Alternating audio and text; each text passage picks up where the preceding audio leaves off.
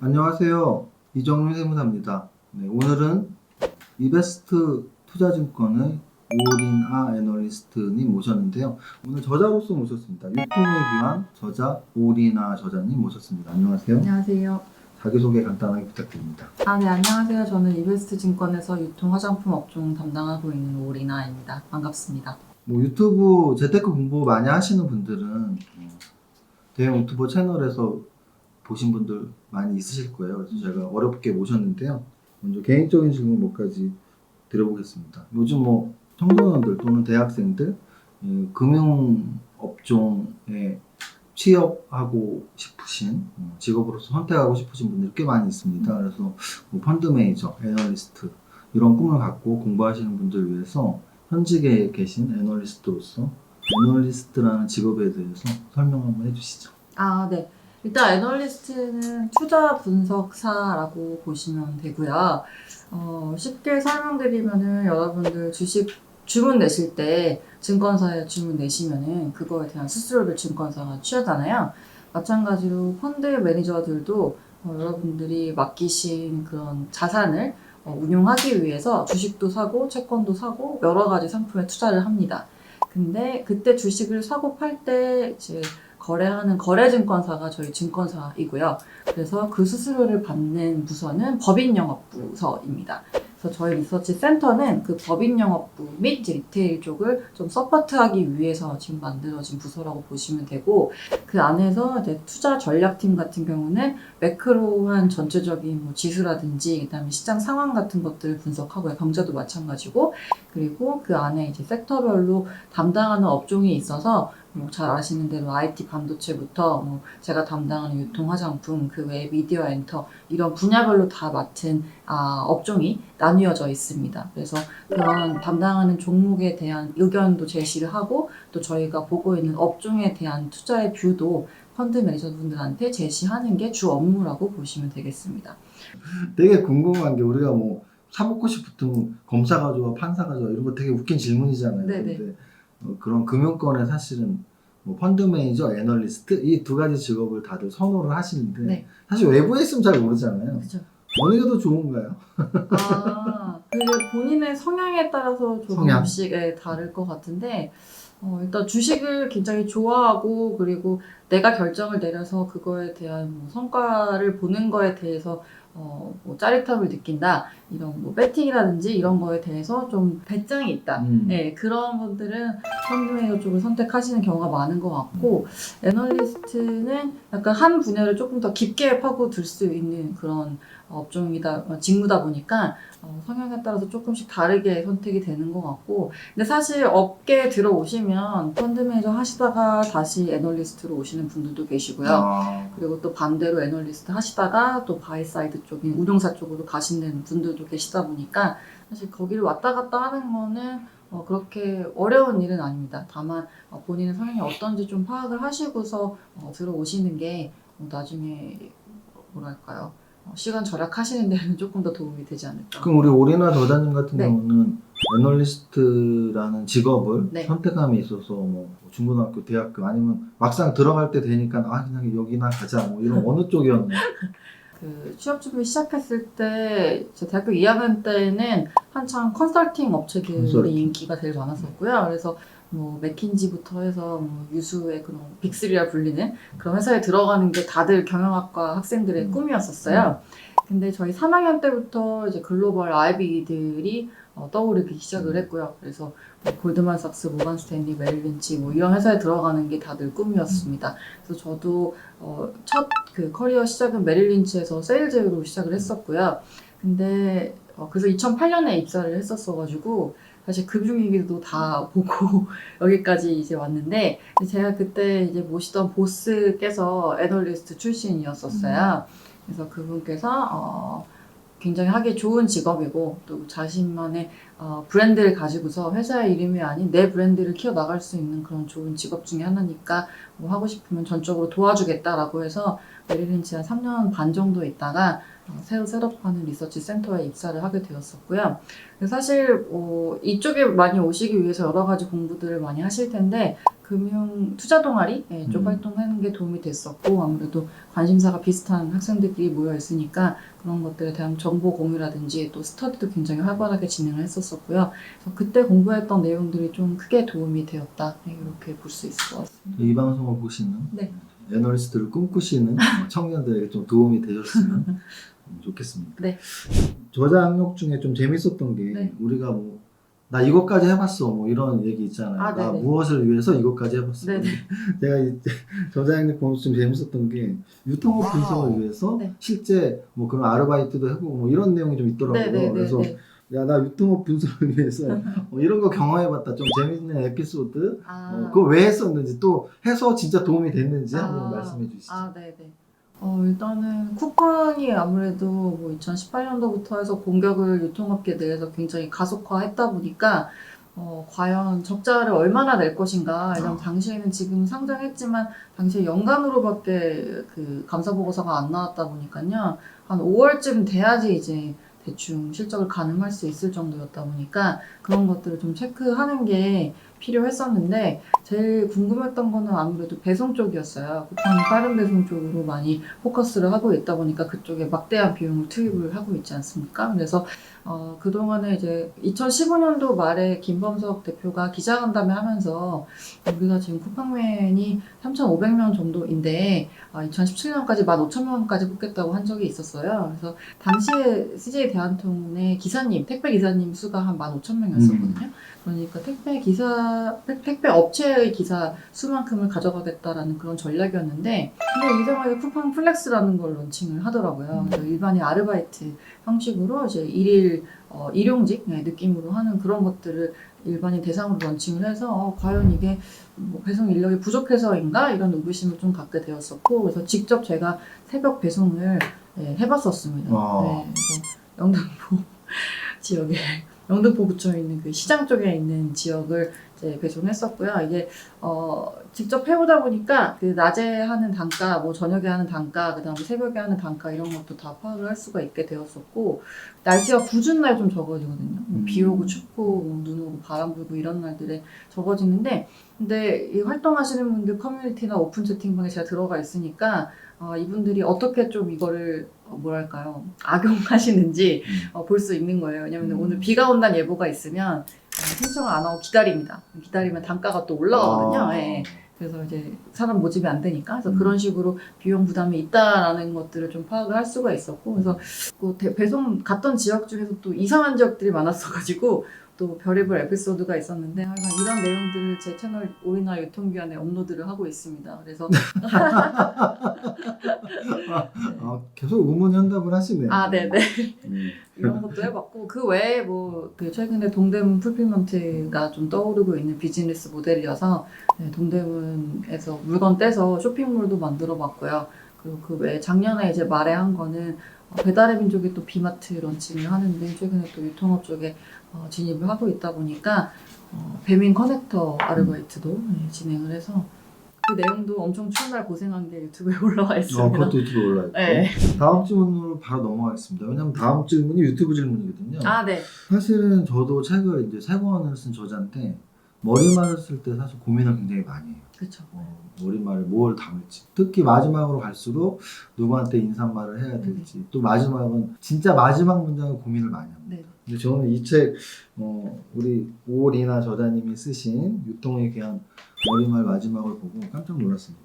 마지막 문장이 뭐냐면 또한 유튜브 채널 오리나의 유통기한을 통해 제 책과 관련된 이야기로 나눌 예정이니 많은 구독 부탁드립니다. 많은 구독 부탁드립니다. 이 책의 마지막 저자의 말의 마지막 프롤로그의 마지막 문장이에요. 그래서 이분이 유튜버로서의 욕심이 굉장하시구나.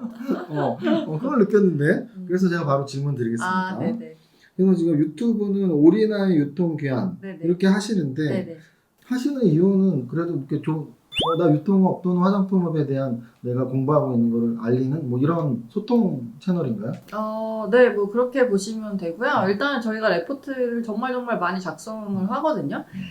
근데 이러한 내용이 사실 굉장히 공을 들여서 쓰는 부분들인데 기관차들한테만 이제 알리고 좀 사라지는 게 많이 안타까운 부분이었고 정말 많은 증권사에서 정말 훌륭하신 분들이 정말 많은 레포트를 계속 그렇죠. 내고 있습니다. 그래서 그런 것들을 좀 더 많은 분들과 더 큰 무대에서 나누고 싶다라는 마음에서 시작을 했고요.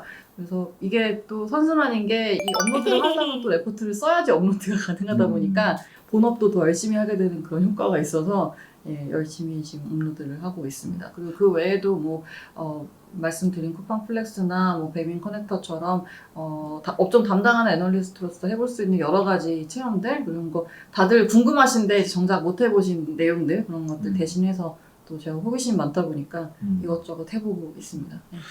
여러분들에게 주식 네. 공부에서 가장 중요한 게 뭐 애널리스트 분이 옆에 있다고 해서 절대 거짓말하는 게 아니고 제가 주식 공부에서 제일 중요한 게 증권사 리포트를 반드시 읽으라고 늘 강조드리잖아요. 근데 사실 어려워서 못 읽으신다는 분들이 있어요. 근데 자주 접하면 그렇게 어렵진 않고요. 그리고 또 유통업 관련해서는 리포트보다 훨씬 쉽게 유튜브에서 이렇게 올려주시니까 우리 나이 유통기관 꼭 구독 한번 찾아가셔서 구독하시면 좋은 도움이 될 것 같고요. 그리고 또 우리 저자님은 제가 인스타를 찾았습니다. 아, 네. 인스타 아이디 하트수 마지막 SU는 무슨 뜻인가요? 그건 제가 이제 제가 굉장히 꼼꼼한 사람이거든요. 네, 이 S가 왜 붙었을까? 그걸 제가 생각했거든요. 인플루언서 되면 이제 뭐 브랜드 런칭하려고 네. 예, 그런 느낌으로 지었는데 인플루언서 안 마지막 돼서 포인트가 수가 마지막 포인트인가요? 포인트였는데 빼어날 수인가요? 뭐 비싼 거였는데 브랜드 나중에 런칭을 하면 수라는 왜냐면 리나는 이름이고 하트는 뭐 보통 들어가는데 SU가 왜 붙었는지 굉장히 궁금했는데요. 네네. 개인 브랜드를 만약에 만든다면 수라는 브랜드를 만들. 네. 그래서 그 인스타에서 저는 프로 골프한 줄 알았어요. 왜냐면 골프 사진이 제일 많더라고요. 그래서 이렇게 평소에는 일을 열심히 하지만 또 네네. 워라벨이라고 네네. 자신의 라이프를 즐겨야 되는데 네네. 가장 즐겨하는 취미 내지 운동이 골프신가요?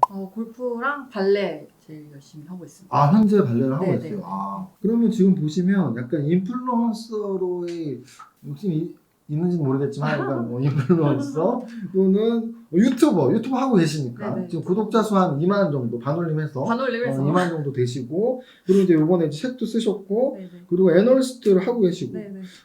다양한 엔잡러 시대에 맞게 네네. 다양한 자기 개발을 통한 이렇게 여러 가지 자료를 갖고 있는데 네네. 혹시 나 아직도 이건 아직 안 해봤다 뭐 개인 사업이랄지 뭐 하고 싶은 게 있으신 게 있나요? 일단은 올해 목표했던 거는 지금 책을 출간하는 거였는데 이렇기 때문에 그 다음 스텝을 좀 생각을 해봐야 되는 과정인데 근데 아직 인플루언서는 아니라서 네. 레벨업 될 필요가 제가 하나 있다. 추천을 해드리자면 사실은 책은 유통의 업에 관련된 책을 썼지만 네. 애널리스트 일을 하실 때 유통과 화장품을 하시잖아요. 네네.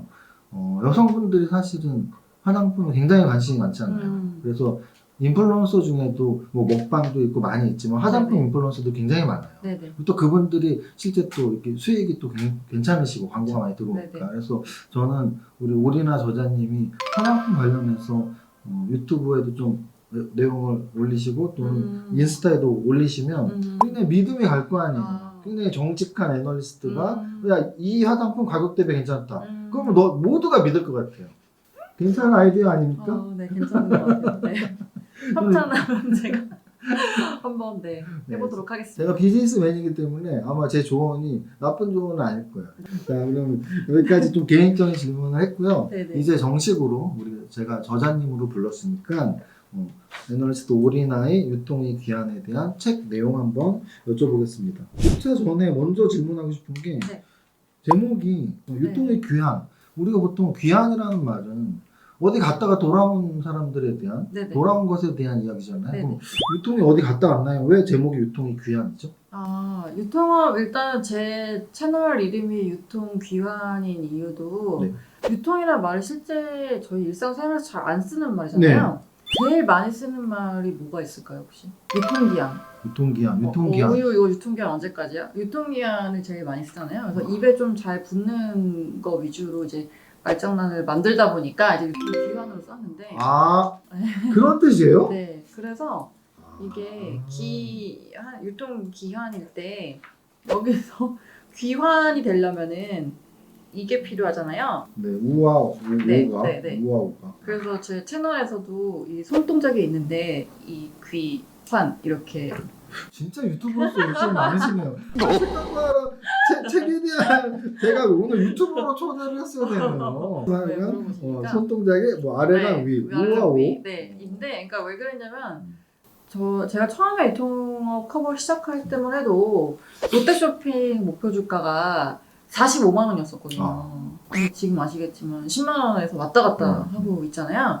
유통업 대장이었는데 지금 인터넷 쇼핑의 공격으로 인해서 지금 다들 어려움을 겪고 있는 지옥을 갔다가 다시 천국으로 귀환했으면 좋겠다라는 그런 염원을 담아서 이제 만든 채널명인데, 근데 워낙에 이제 채널에서 좀 구독자분들께서 많이 좋아해 주시다 보니까 책에 대한 제목도 여러 가지 투표를 받았었는데, 근데 유통기한으로 가는 게 좋겠다라는 의견들이 굉장히 많았었어요. 구독자분들이. 그래가지고 유통의 기한으로 정하게 됐습니다. 네.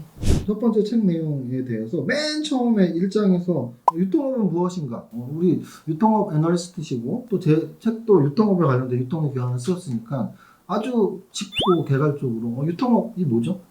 요새 플랫폼이라는 말들을 많이 하잖아요. 뭐 엄청 뭔가 대단해 보이는 업종 갖다가 플랫폼이라고 보통 얘기하는데, 근데 어떻게 보면은 원조 플랫폼이 유통업이다. 이렇게 보시면 될 것 같아요.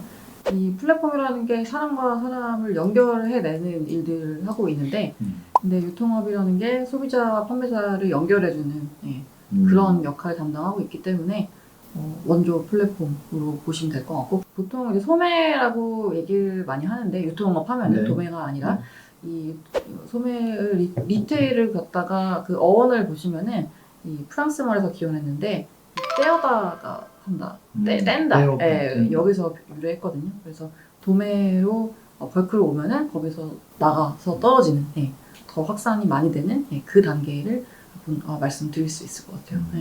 그래서 업종 내에 여러 업체들이 있지만 뭐 대표적으로 백화점부터 해서 대형마트, 편의점, 그리고 온라인 쇼핑, 홈쇼핑 다 저희가 지금 커버하고 있는 이 업체들이 유통업 안에 속해 있는 종목들이라 보시면 되고, 근데 최근에 이제 골치 아픈 일들이 생긴 게 뭐 뒤에서도 여쭤보실 것 같긴 하지만 네이버와 카카오 같은 원래 시작 자체가 유통업이 아니었던 플랫폼 업체들이 지금 최근에 커머스 쪽으로 진입을 하고 있어서 유통업 굉장히 골치가 아픈 상황입니다. 네. 뭐 사실 융복합 시대이기 때문에 그 회사가 유통업 회사다 아니다 구분짓는 것도 어려운 시대가 된 거죠. 그래서 산업의 경계가 흐려지고 있어서 저희도 네이버, 카카오 담당하시는 인터넷 담당자 애널리스트 분하고 좀 같이 논의해야 될 일들이 많아지고 있다. 이런 상황입니다. 네. 알겠습니다. 네. 다음에 나오는 내용 유통의 시대별 주인공 누가 빛을 보고 누가 사라졌는가, 이 제목에서 저는 생각한 게 뭐 빛을 보고 있는 회사들은 지금 계속 뭐 상장되어 있고 우리가 다 알고 있는 회사들일 테니까 앞으로 질문에 나올 것이고, 누가 사라졌는지 되게 궁금하더라고요. 유통의 역사를 잘 모른다면 사실은 모를 수 있죠. 기억도 못할 수도 있고. 한번 사라진 유통회사들 왜 사라졌는지 뭐 이런 거 한두 개 말씀해 줄 수 있나요? 일단은 우리나라에서 이 현대 상업 시설이 생기기 시작한 게 1970년도부터였었거든요. 왜냐면 당시에 경제 5개년 계획 때문에 소득 수준이 많이 올라왔었고요. 그래서 그때 처음으로 생겨난 원조 현대 상업 시설이 백화점. 그리고 롯데백화점 본점도 1979년도에 오픈을 했었었고요. 그런 식으로 발전하다가 80년대에는 아파트 붐이 일어나면서 그런 건설업체들이 아파트랑 같이 지었던 백화점들, 대표적으로 압구정점, 현대백화점, 그런 것들이 생겨나기 시작을 했었고요. 근데 이제 말씀 주신 것처럼 역사의 뒤안길로 사라지게 됐던 게 아무래도 IMF 맞으면서, 외환위기 맞으면서 그때 당시에 이제 80년도에는 특히나 88 올림픽 때문에 소득 수준이 엄청나게 올라가면서 지방에도 되게 많이 생겼었거든요. 근데 그런 업체들을 98년도에 외환위기 때문에 많이 도산을 했어요. 지방 백화점 같은 경우는. 그래서 그런 것들을 이제 현대백화점 및 롯데쇼핑이 다 흡수합병을 하면서 지금의 탑3 구도, 그러니까 현대, 롯데, 신세계의 구도를 이루게 된 게 그때 시점이었다, 이렇게 보시면 되겠습니다. 그리고 또 재밌는 거는 이 98년도부터 오히려 떠오르기 시작한 업체가 대형마트였었어요. 대형마트. 네, 왜냐면 저렴한 가격에 이제 많은 물건을 사고 싶어하는 그런 지금 어려운 경제 상황이었다 보니까 그런 소비자들의 마음을 잘 사로잡아서 오히려 활성화했던 게 그때 시기였었고요. 근데 또 이제 슬픈 거는 그동안에 유통업 개방을 하면서 들어왔던 까르푸라든지 그리고 그 외에 월마트 같은 외국 업체들 같은 경우도 들어왔다가 뭐 폐쇄를 선언하고 사라지게 되었었죠. 왜냐면 우리나라는 우리나라 상황에 맞지 않은 그런 서양의 모습들을 그대로 갖다가 놨었기 때문에 폐쇄를 했었었고요. 근데 재밌는 거는 중국은 뒤에서 말씀드리겠지만 사스라는 이 전염병 때문에 오프라인 인프라가 생기기 전에 온라인이 먼저 침투를 해버린 국가거든요. 그래서 구조적으로 성장을 할 수가 없는 그런 업체였다 보니까 유통업체들이 특히나 대형마트 업체들이 좀 성장이 둔화하면서 해외 진출을 꿈꿨지만 다들 좀 처절하게 패배를 하고 들어오게 됩니다. 유통업 같은 경우는 자국 기업이 더 유리한 제도인가요? 왜냐면 우리나라에서도 까르푸나 월마트가 네. 접수를 했고 우리나라 기업들도 중국에서 이렇게 좀 그쵸. 나온 거고. 네, 일단은 소비 행태라든지 식문화라든지 이런 것들을 좀 파악하기가 기본적으로는 어렵고요. 과거엔 더 어려웠을 거고. 유통산업 같은 경우도 정부가 아무래도 많이 방어를 하다 보니까요. 이 개방도 저희도 뭐 96년도 됐었고, 그리고 중국도 그게 된 지는 얼마 안 됐었거든요. 그렇다 보니까 그런 부분들 때문에 여러 규제도 좀 어렵다 이렇게 보시면 될 것 같습니다. 그래서 그런 회사들이 뭐 사라진 회사들도 있고. 근데 사실은 진짜 큰 일은 작년에 생겼죠. 그렇죠. 책에도 나와 있습니다. 사실 뭐 유통업의 책이지만 뭐 이 단어가 없을 수 없는. 네네. 그래서 파트 2의 첫 번째 장에 코로나19로 소비 형태는 어떻게 변화했을까? 모든 내용들이 변했죠. 우리 지금 해외여행 지금 못 간 지 1년도 넘었는데 네. 또 유통 쪽도 정말 많이 변했을 텐데 네네. 코로나19로 있었던 유통업에서의 변화는 어떤 게 있을까요? 일단은 온라인 시프트는 뭐 거스를 수 없는 그런 대세가 되었다라고 보시면 되겠고요. 원래 이제 온라인으로 많이 넘어갈 거라는 거는 다들 알고 계시는 내용이었긴 했는데 이게 10년 뒤에 있어야 될 일들을 땡겨서 바로 눈앞에 갖다 놓은 그런 이벤트가 이번 코로나19였다 이렇게 보고 있습니다. 말씀 주신 것처럼 해외여행 1년 반 정도 못 가고 있고요. 그리고 전 세계 사람들이 이렇게 한꺼번에 다 같이 재택근무를 한 게 완전 유일무이한 상황이고. 그렇죠. 근데 이런 재난이라는 게 소비 행태를 되게 크게 바꾸는 계기가 되거든요. 말씀드린 것처럼 사스라는 이 전염병이 발병을 했을 때 2003년도였는데 중국의 당시 인터넷 보급률이 50%가 안 됐어요. 근데 사람들이 밖에 못 나가면서 처음으로 이제 어쩔 수 없이 인터넷 쇼핑이라는 걸 해보게 된 거죠. 그래서 당시에 알리바바의 타오바오라는 C2C 서비스가 런칭한 게 그때였었거든요. 그래서 지금의 그 큰 공룡을 인터넷 플랫폼 공룡을 만든 게 어떻게 보면 사스라는 그런 사회 재난이었다고 보시면 될 것 같고, 그리고 두 번째는 2011년도에 일본 대지진 때였는데 그 자연재난이고요. 이 재난 때는 편의점 업체들의 좀 레벨업 되는 계기가 됐었어요. 왜냐면은 그런 재난이 있으면 보통 실적이 망가져야 정상인데 당시에 2011년도에 일본 편의점 업체들의 실적을 보시면 오히려 영업이익이 전년 대비 증가하는 모습을 보였었거든요. 그 이유는 무엇일까요? 그 이유는 지금 사회 그런 인프라 기반들이 많이 망가지니까 편의점들이 그걸 다 흡수를 하는 과정을 거쳤습니다. 그래서 뭐 동네 빵집부터 해서 동사무소 그리고 온수도 제공했었고 또 공중 화장실 제공했었고 이런 식으로 많은 어떻게 보면 플랫폼의 기능을 한 거죠. 그렇다 보니까 한 번 더 레벨업 되었던 계기가 되었었던 게, 그래서 편의점 일본도 원래 좋았긴 했지만 한 번 더 올라왔던 게 이제 그때 2011년도 대지진이었던 자연 재난이었거든요. 근데 지금 코로나19도 어떻게 보면 사회 재난 상황이잖아요. 그렇죠. 그렇다 보니까 그것 때문에 온라인 쪽으로 지금 넘어가는 것들이 좀 가속화하고 있고, 실제로 지난해 2월 달에 보시면은 50대 이상 분들이 아무래도 온라인 쇼핑에 가장 좀 익숙치 않은 세대 분들인데, 이분들의 생필품부터 해서 음식료품 온라인 구매 증가율이 뭐 80% 가까이 늘었거든요. 그래서 그런 식으로 처음으로 이런 걸 경험해보게 하는 계기가 되고 또 이게 증폭될 것이다라고 보는 게 이번 코로나19다 이렇게 유통업 내에서 보고 있습니다. 그럼 결국은 코로나19 소비 행태의 변화의 가장 큰 것은 어차피 예견은 되어 있었지만 훨씬 빠른 속도로 온라인의 마켓 쉐어가 더 커졌다는 건가요? 오프라인 온라인 대비? 그쵸. 그리고 그 가장 또 중요한 부분 중에 하나가, 사실 2018년부터 네이버 카카오가 커머스 쪽으로 진출하겠다라고 공식 발표를 한 바는 있었어요. 근데 그 이후로 저희가 그렇게 피부로 유통업 담당하는 애널리스트로서 공격을 좀 느끼지는 못했었거든요. 근데 작년에 이제 온라인으로 넘어오는 것들이 빠르게 좀 진행되다 보니까 네이버도 굉장히 공격을 가속화하기 시작했습니다. 그래서 기억하시겠지만 2월 달에 특가 창고라는 생필품 전문 몰 오픈했고요. 그리고 이어서 브랜드 스토어라고 뭐 구찌나 뱅앤올립슨처럼 유명 브랜드 판매하는 플랫폼 런칭했고, 그리고 중순에는 장보기 서비스 런칭했고요. 그리고 작년에 보시면 기억하시겠지만 라이브 커머스 런칭했고, 이거 보시면은 특가 창고랑 장보기는 대형마트랑 겨루겠다라는 거고요. 브랜드 스토어는 백화점이랑 겨루겠다라는 거고, 라이브 커머스는 홈쇼핑이랑 겨루겠다는 거거든요. 그리고 스마트 스토어 뭐지만 아시겠지만은 그거에 그 판매자들이 판매하기 위해서 전 밸류체인에 좀 유용하게 해줄 수 있는 그런 업체들에 투자를 하고 있어요. 예를 들어서 뭐 풀필먼트 스타트업들에 투자를 했고요, 작년에. 그리고 신상마켓 같이 동대문에서 이제 물건 뗄 수 있는 도매 플랫폼인데 온라인상으로 할 수 있는 것들이 있거든요. 그런 앱들에 또 투자를 했다 보니까 어떻게 보면은 지금 같은 셀러들을 오픈마켓하고 공유를 하고 있다 보니까 오픈마켓 대항해서 스마트 스토어를 훨씬 더 경쟁력 있게 만들기 위한 그런 작업을 지속하고 있다, 이렇게 보시면 될 것 같아요. 그래서 카카오도 작년, 그러니까 그 전까지는 사실 선물하기가 대부분이었었는데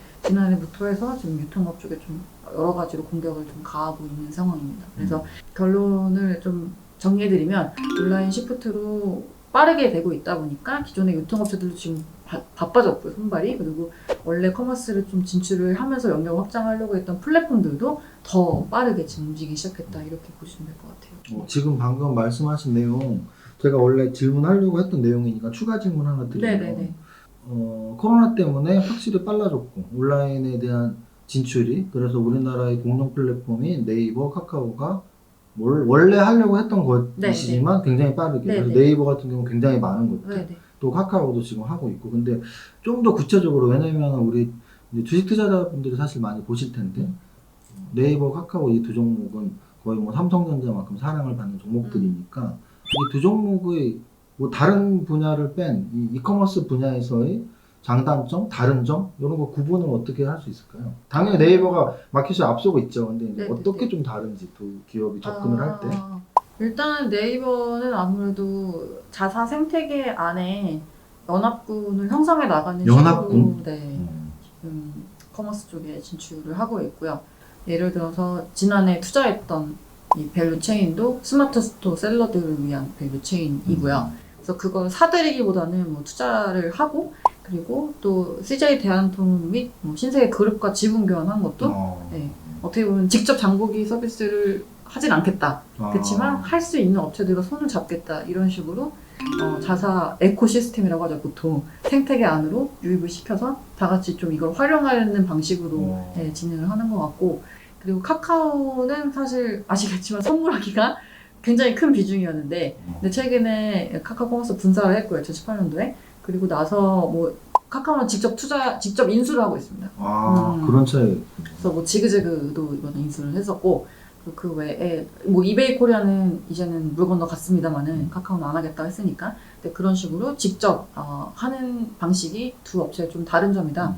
저는 이렇게 보고 있고, 사실 제가 커버리 종목이 아니라서 말씀드리기 조심스럽지만 유통업 담당하는 입장에서 유통업만 바라봤을 때는 저는 네이버가 좀 더 잘하겠다. 저는 일단은 뭐 지난번 쿠팡 상장 때 워낙 분석 리포트들이 많이 나왔어서 쿠팡 상장되면서 네이버가 굉장히 비교가 많이 됐었죠.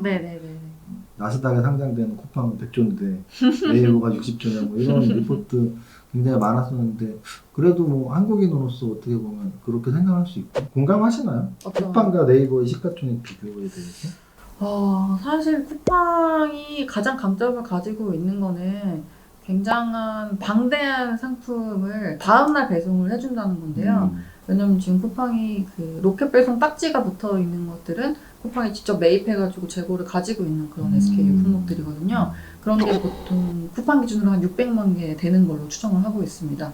어느 정도로 비교를 하시면 되냐면 대형마트 점포에 가시면 거기 있는 물건의 종류가 한 4만 개, 5만 개거든요.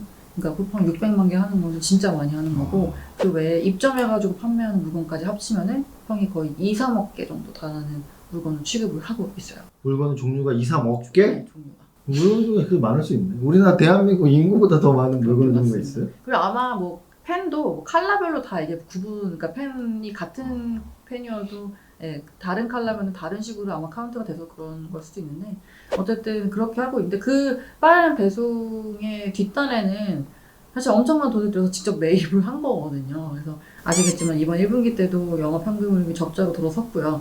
예, 그런 내용들 때문에 사실 이게 돈만 많으면 사실 저도 3조 있으면 할 수 있지 않았나.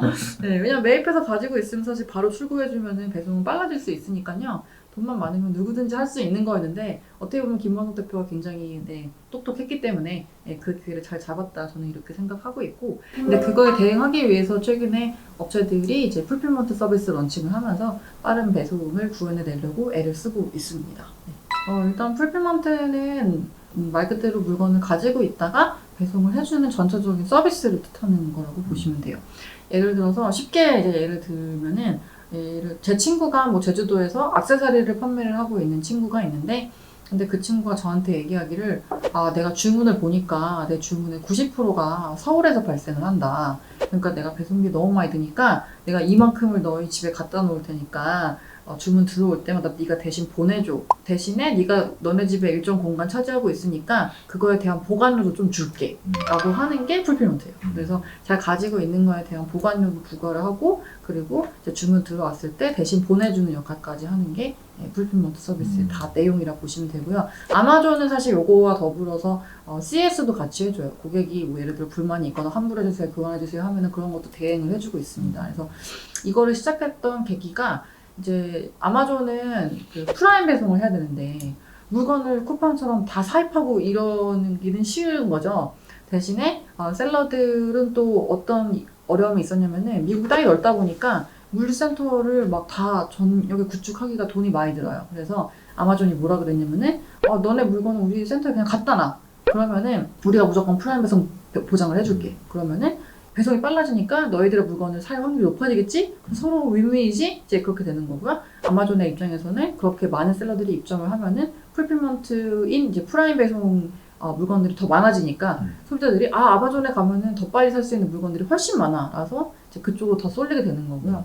그런 선순환을 구축을 했던 게 이제 아마존의 사례였었고 근데 지금 네이버나 뭐 옥션이나 지마켓에 입점해가지고 판매하시는 분들은 그냥 그 과정 거쳐야 되는 집화해가지고 분류하는 그럼 우리나라에서 거니까 풀필먼트를 하는 기업은 쿠팡 정도인가요? 쿠팡은 사실 풀필먼트라고 보기보다는 진짜 그냥 매입해서 쏘기 때문에 그냥 배송이 빠른 거라고 보셔야 되고 쿠팡은 이거 배송을 풀필먼트는 배송을 대행해주는 거다 보니까 이거를 지금 하려고 하는 업체가 네이버가 CJ 대한통운과 이번에 지분 교환을 하면서 이제 그 서비스를 런칭을 했다. 최근에 쿠팡에 대항하기 위한 그런 배송 전쟁의 구도라고 보시면 되겠습니다. 알겠습니다. 네. 좀 어려운 개념인데 쉽게 설명해 주셨네요. 다행입니다. 그럼 이렇게 지금 온라인 업체들, 뭐 지금 말하면 쿠팡, 뭐 이런 온라인 커머스가 워낙 발달하고 있는데, 그럼 오프라인은 다 죽으면 어떡하지라는 걱정이 들 수도 있는데, 또 책에 그게 있어요. 온라인이 못하는 것을 보여주겠어. 뭘 보여주는 거예요? 온라인으로 못하는 거를 떠올려 보시면은 먹는 거는 저희가 사이버상으로 못 먹고요. 그리고 직접 가서 체험하고 경험하고 이런 기능들은 오프라인이 훨씬 더 월등히 우위에 있습니다. 그렇다 보니까 요새 백화점 가보시면은 이상하게 막 강원도 닭강정 맛집 팝업 스토어를 막 갖다 놓고 맞아요, 이상하게 맞아요. 맛집에 되게 많이 들어오잖아요. 식료품 고층에 나오면 막 전국에 있는 맛있는 다 갖다 놨어요. 그리고 백화점도 뭐 요새는 더현대서울 가보셨나요 혹시?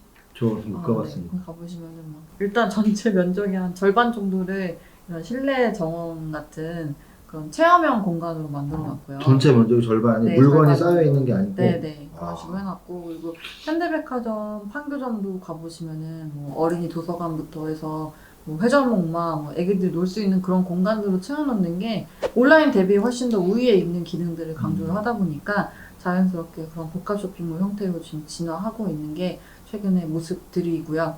사실 이제 유통업이 가야 될 방향은 가격이 아예 남들보다 싸거나 아니면 남들이 못 파는 거를 팔거나 둘 중에 하나를 충족을 해야 되는데 가격은 과거에는 이제 오프라인이 온라인 대비 항상 열의에 있었을 수밖에 없고요. 왜냐면 오프라인은 물건을 땅 위에서 파는 거니까 고정 비용이 항상 들어갑니다.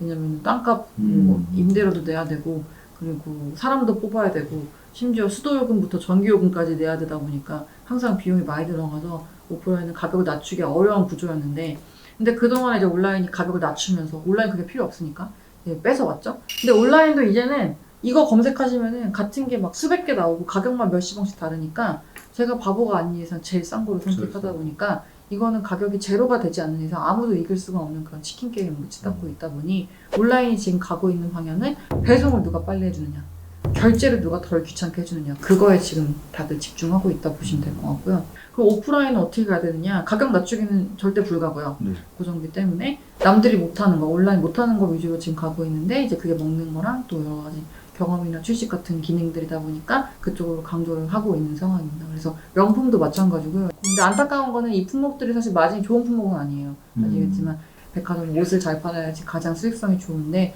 명품이나 식품 쪽은 사실 전체 평균 대비해서 좀 많이 낮은 수준이어가지고 많이 팔면 집계는 가능하겠지만은 사실 수익성에는 그렇게 큰 도움이 되지 않을 것이다 이렇게 전망하고 있습니다.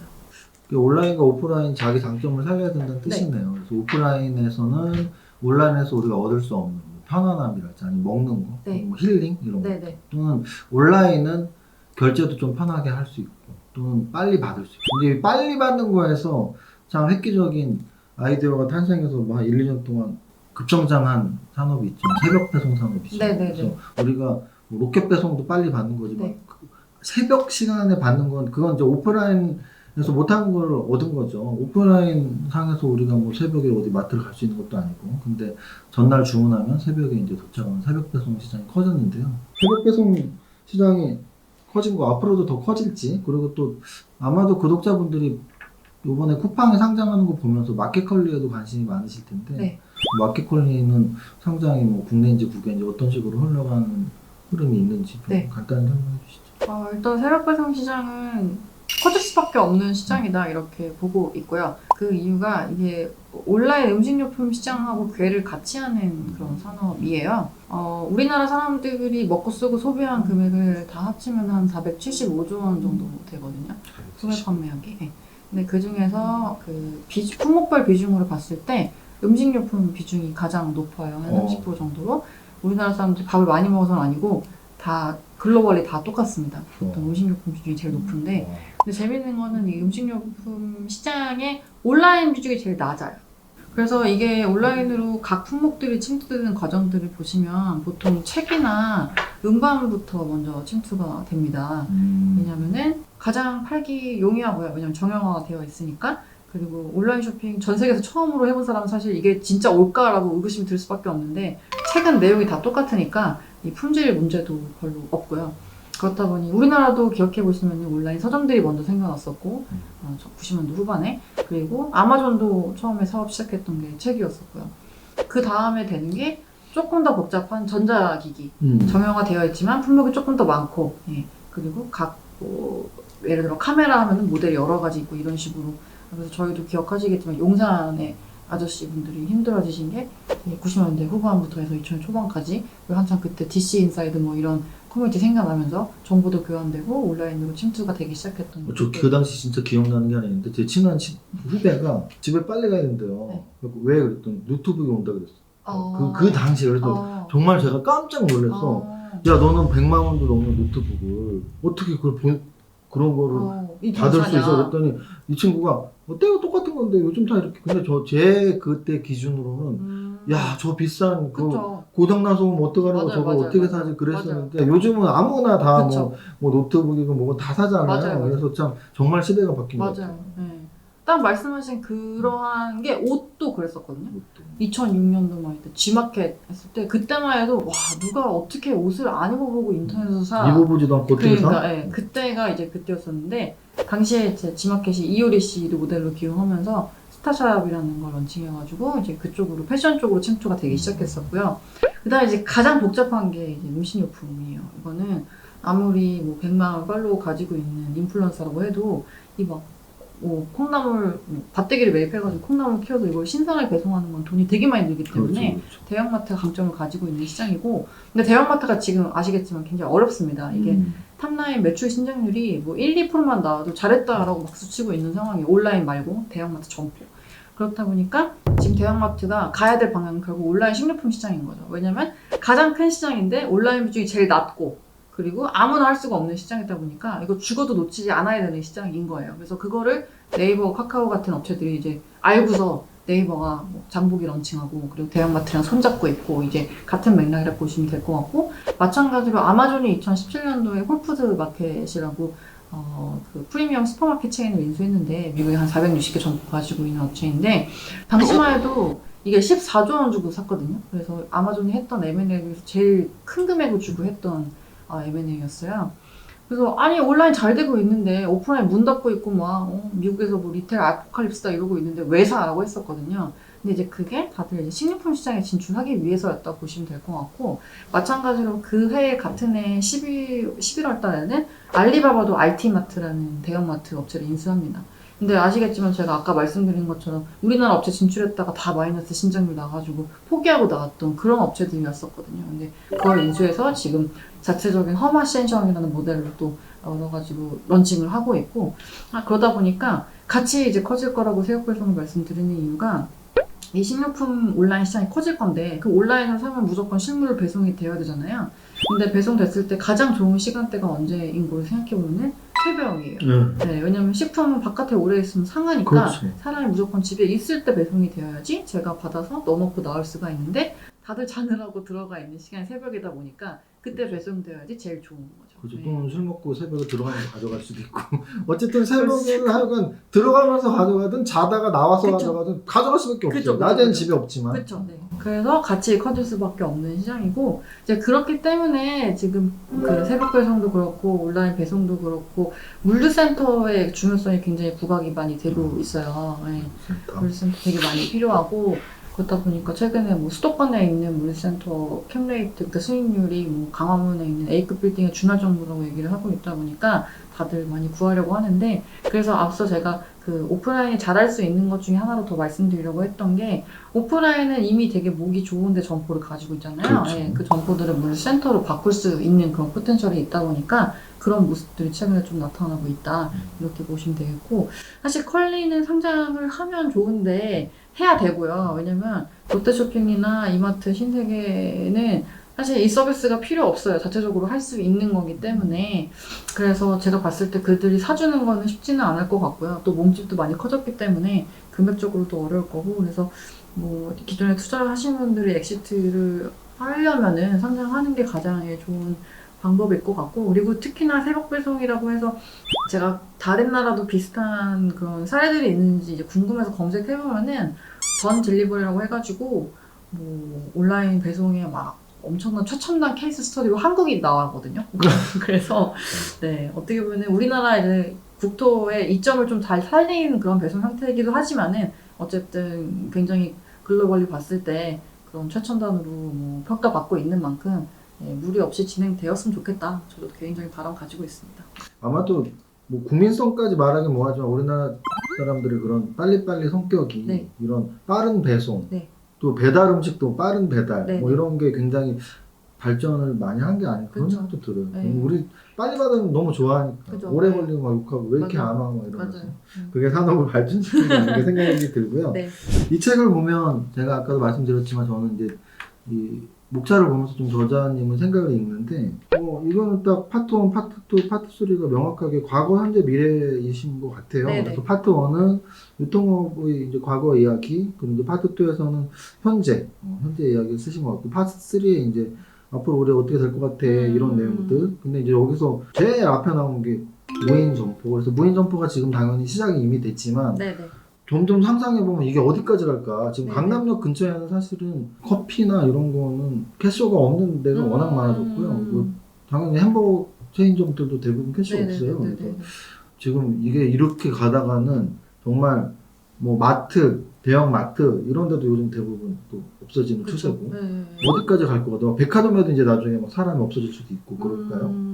저는 일단 무인점포가 확산될 업체는 대형마트하고 편의점 쪽이 가장 공산이 크다고 보고 있고 백화점은 아무래도 명품이나 식품 쪽으로 강화를 하다 보면은 명품은 사는데 무인점포에서 산다고 생각해 보시면은 온라인 사는 것보다 훨씬 더 재미가 없을 것 같거든요. 왜냐면은 자동으로 제가 샤넬 가방을 사러 가는데 아무도 없고 제가 혼자서 거기 매장에서 아주 친절한 로봇이 있다. 자동으로 포장해주고 사실 어떻게 보면 명품은 그 명품 외에도 그 서비스 및 그런 분위기와 그런 것들을 누리려고 가는 거다 보니까 백화점보다는 저희가 목적 구매해서 반복적으로 사는 것들 업체들 위주로 확산될 거라고 보고 있고요. 그래서 슬픈 얘기지만 이 대장장이라는 직업이 과거와 달리 없어진 것처럼 이 캐시어도 사실은 어떻게 보면 좀 길게 봤을 때에는 사라질 직업이지 않나라고 좀 네, 보고 제가 있고요. 보기에 캐시어는 네. 진짜 거의 지금 없어지는 추세인 것 네, 같아요. 네, 네. 그래서 지금은 사실 캐셔분들이 하시는 거를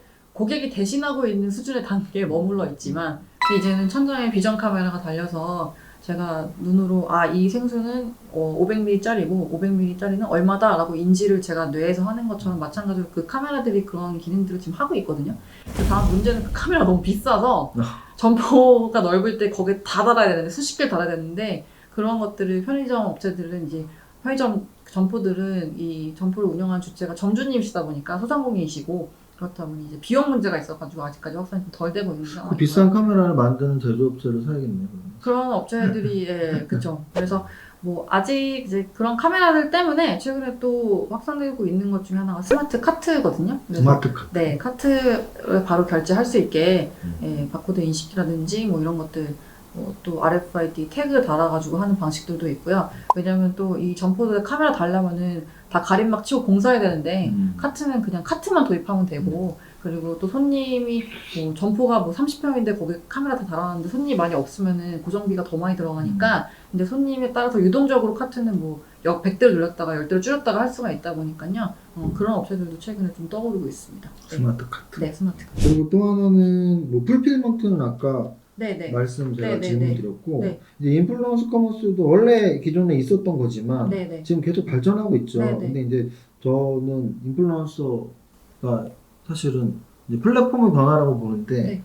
거의 예전에는 뭐 블로그 마케팅, 네네. 그다음에 이제 뭐 카페 마케팅, 또는 뭐 페이스북, 인스타, 최근에 유튜브까지 이렇게 계속 진화했잖아요. 지금 현재는 유튜브 마케팅이 대세인가요?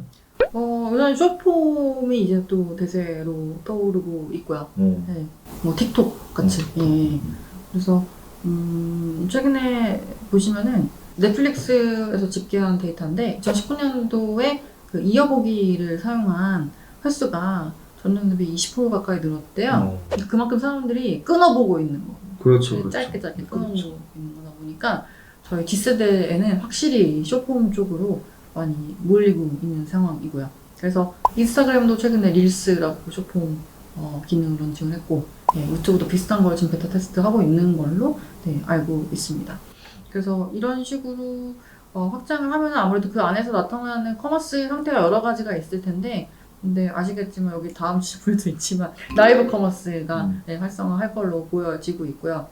홈쇼핑 요새 혹시 보세요? 사실 저는 이제 TV를 VOD로 그냥 재방송 위주로 봐서 광고나 뭐 홈쇼핑 거의 안 봐요. 그렇죠. 요새 전체적으로 전 세계적으로 지금 TV 시청 시간이 줄어들고 있고요. 우리나라도 마찬가지고. 근데 라이브 커머스는 핸드폰만 있으면은 바로 송출도 가능하고 SO들한테 LG 플러스나 이런 데다 송출수를 줄 필요도 없고 그리고 뭐 값비싼 연봉 받는 쇼호스트가 해야 되는 것도 아니고 그냥 저 같은 일반인들이 켜가지고 판매를 할 수도 있는 거고. 라이브 커머스가 제일 활성화되고 마켓 시어가 높은 데가 네이버 커머스인가요? 일단 지금은 활발하게 하고 있고 시장 규모가 아직 전체 이커머스 대비해서 비중이 얼마 안 돼서 작년에 우리나라 이커머스 시장 규모 161조 원이었었는데 그중에 라이브 커머스 시장이 한 3조 원 정도로 추정이 되고 있거든요. 그래서 조금 시간은 걸릴 건데 근데 중국 같은 경우가 작년에 라이브 커머스 시장만 170조 원이었어요. 그래서 전체 이커머스 대비해서는 비중이 한 8.8% 정도였거든요. 그러니까 우리나라도 한 3년 내에 한 4%까지만 올라온다 쳐도 한 8.5조 원 시장으로 커질 걸로 보고 있는데 2019년도에 홈쇼핑 업체들의 이 거래액을 다 합치면 한 12조 원 정도였었거든요. 그러니까 꽤 많은 수준을 라이브 커머스 대체할 것이다 이렇게 정도. 홈쇼핑은 매출이 줄고 라이브 커머스 매출이 홈쇼핑이 작년에는 코로나 때문에 좋아졌었는데 사실 그 전까지는 TV 쇼핑 같은 경우는 좀 지지부진하게 성장을 했다 보니까 낮은 한 자릿수 정도 성장을 해왔거든요. 그래서 저도 라이브 커머스 네이버 라이브 커머스를 몇 번 봤는데 이게 이제 뭐 채널의 차이, 뭐 이렇게 홈쇼핑은 TV에서 보고 네이버는 폰으로 보고 그 차이도 있지만 이 공간의 차이가 되게 재밌더라고요. 그러니까 무슨 뜻이냐면 보통 TV 홈쇼핑은 그냥 정해진 스튜디오에서 제한된 공간에서 하는데 라이브 커머스는 뭐 시장에서도 하고 뭐 이렇게 밖에도 야외에서 많이 하시던데 맞아요. 예. 그런 생동감은 또 확실히 그쵸. 다르더라고요. 맞아요. 그게 또 맞습니다. 장점일 것 같기도 네. 하고. 어쨌든 그래도 미래 유통에서는 뭐 이런 무인 또는 풀필먼트, 네. 인플루언서, 라이브 커머스 뭐 이런 말씀을 책에 써주셨습니다. 네. 거의 마지막 질문이 될 것 같은데요. 네. 이제 뭐책 내용은 사실은 책은 원고에 의해서 쓴 거니까 실시간은 아니잖아요. 네, 네. 그래서 이제 실시간으로 지금 유통업이 현재 시점에서 어떻게 되고 있는지 또는 앞으로 어떻게 될 건지 우리 두 가지 정도 질문하고 싶은데 하나는 뭐 유통업에서 지금 현재 가장 큰 이슈는 주식 투자자로서 뭘 알면 될까요? 어떤 이슈? 보복 소비.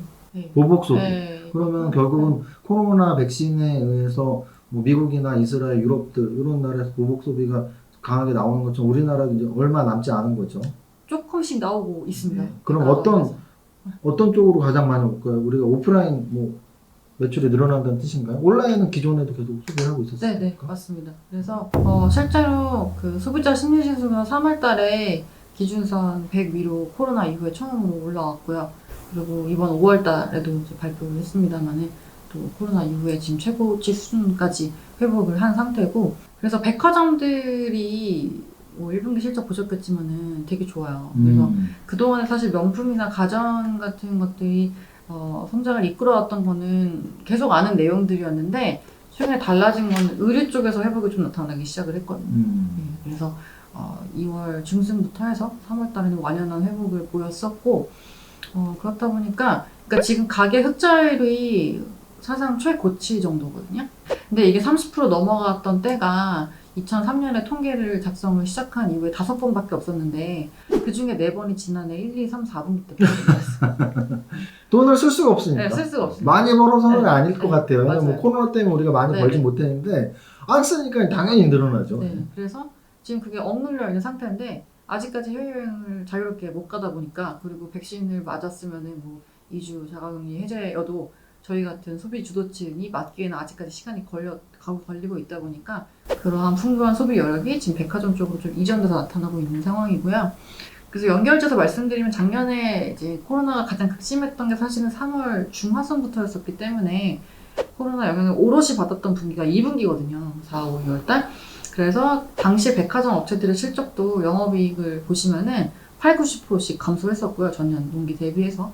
신세계는 적자 전환했었거든요. 그래서 기저가 굉장히 깊은 상황이에요.